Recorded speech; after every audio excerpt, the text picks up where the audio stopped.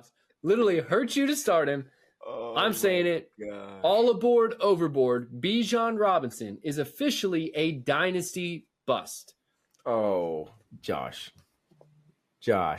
we're being dramatic now. A bust? Are we? It's his rookie year. Yes, absolutely. I am overboard on him being a bust because Arthur Smith, what are you doing?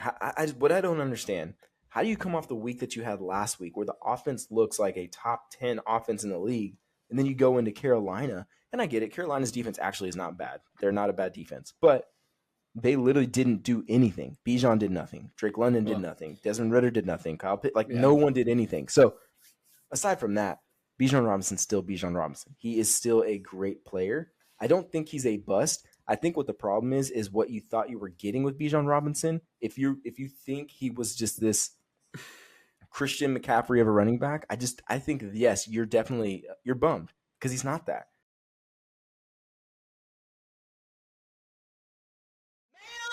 I'm sick of Kim.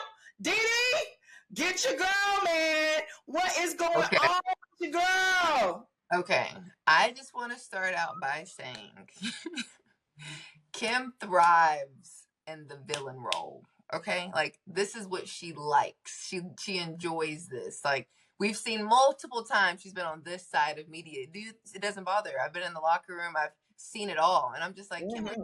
She's like, Didi, I don't care about them. I'll let them think how they want to think. That's how she says it. And I'm like, all right, girl. But like, I couldn't agree more with the fact that there's no way. Okay, so Kim is really good about trying to protect her players, keeping locker room business. But I don't think she's understanding that this is a different era.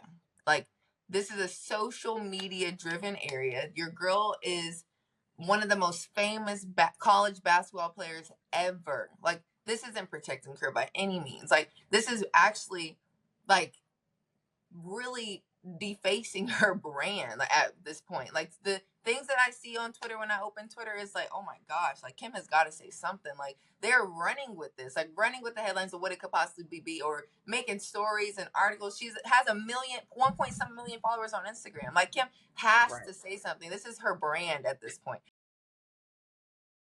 And then all of a sudden, it's like you don't want to remember them for the last thing that you saw them. You want to remember them in their glory.